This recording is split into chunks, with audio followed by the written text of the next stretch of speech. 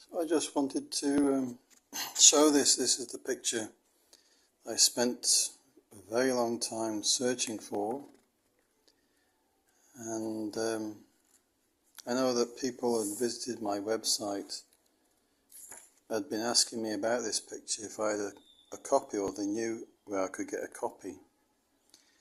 So over a period of years, and eventually I found this copy, and it was in this condition, and I think I only paid £8 for it, in this condition, but it was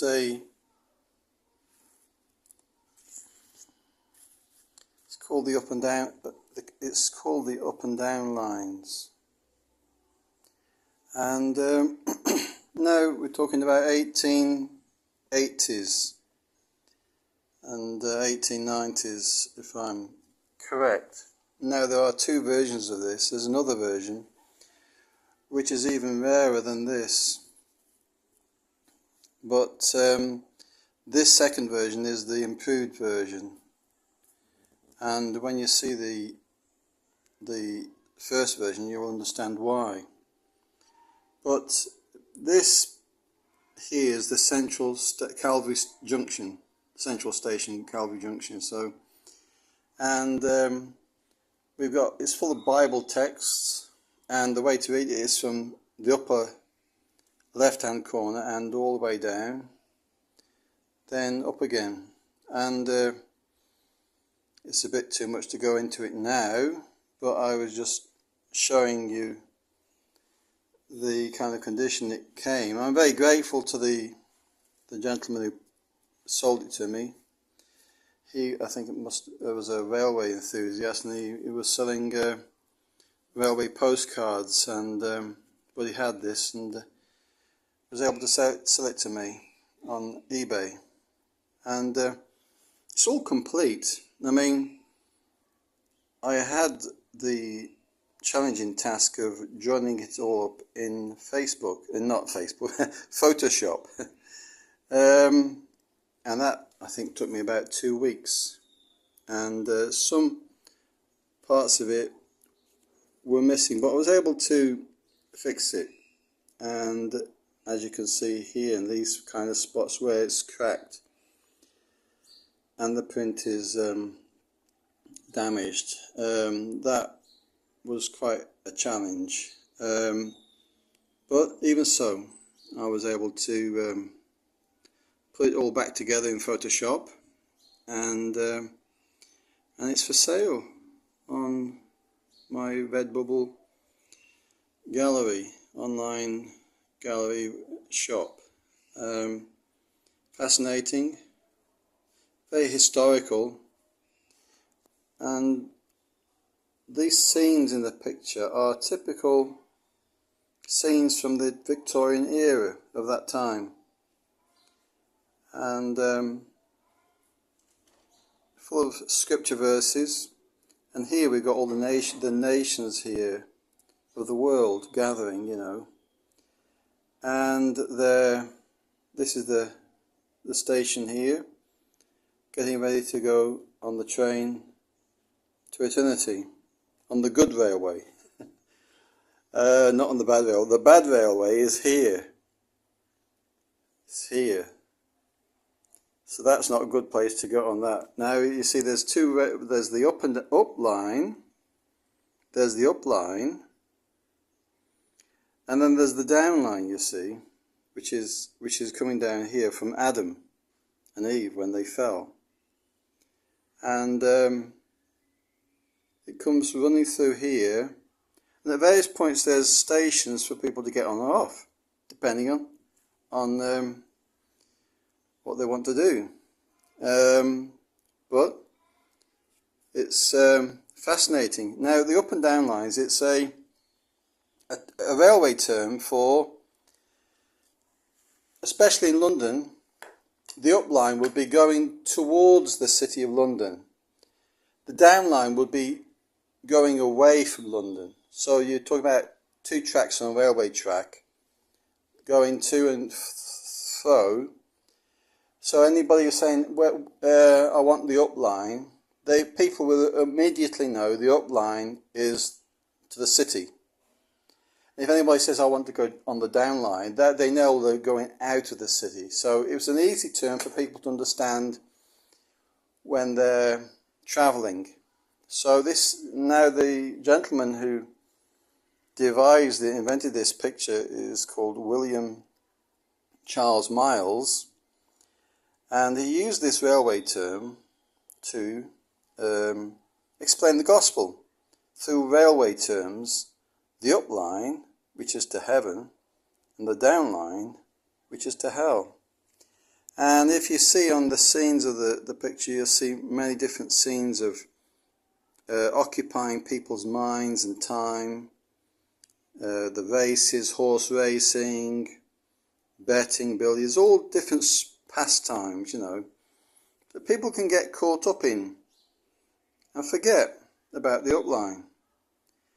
And it's a very sobering picture.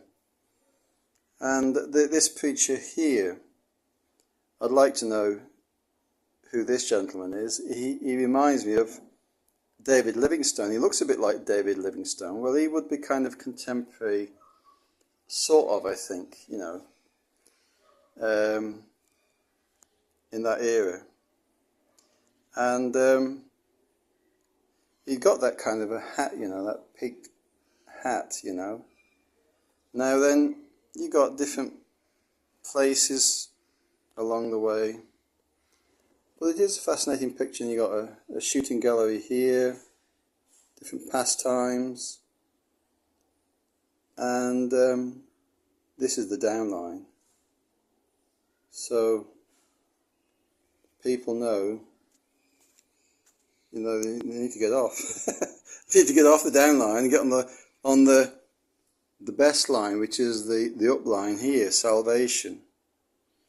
And so this comes up here, the up line, and it ends here, destination heaven. And so hello again, this is part 2. This time I brought a book with me this time to share a bit more. As I was thinking about this picture, the up and down lines, I remembered I've got this book, which is, if I just show the title, it's The Railway Signal, or Lights Along the Line, 1885. Well, it's composed of 12 monthly editions. It's like a railway, evangelical magazine for each month of the year. And so if you can, this is February, and I don't know how many pages. Let me just mark this page here. And before I go back to it again, let's just see how many pages they would have printed. So this would be February. Oh, there's quite a few pages in this. So now this would be, I'm trying to come to the start of February. Yeah, so that's January, and this is February. And it may have had an illustration as a cover, but it's all divided up in months, you see. So you got 1, 2, and you got lots of interesting stories and testimonies, and like this one, it's somebody's handwriting here. It's sharing something which is worth looking at maybe another time. So there's quite a few pages, and music as well. And so this is the month of February. I'm going to try and see if I can. They have lots of stories and sharing news from the railway mission, what's going on, meetings. encouragements, and all very good. Of course, people were travelling on the railways in those days, because that was the main transportation during those days, was railways. I suppose the canals and the shipping, but I mean, in inland it would be the railways, you see. And of course, every station, I would imagine, would have a rack and would have these magazines available, and would be distributed by the railway mission, you know, for the benefit of employees of the railways and the passengers and the people who are travelling. So let me just go back to, oh yeah, we got the Broadenau Way pictures mentioned here as well. This is Garen Kirkman's picture that he used to use on behalf of the Open Air Mission. He used to use that picture. And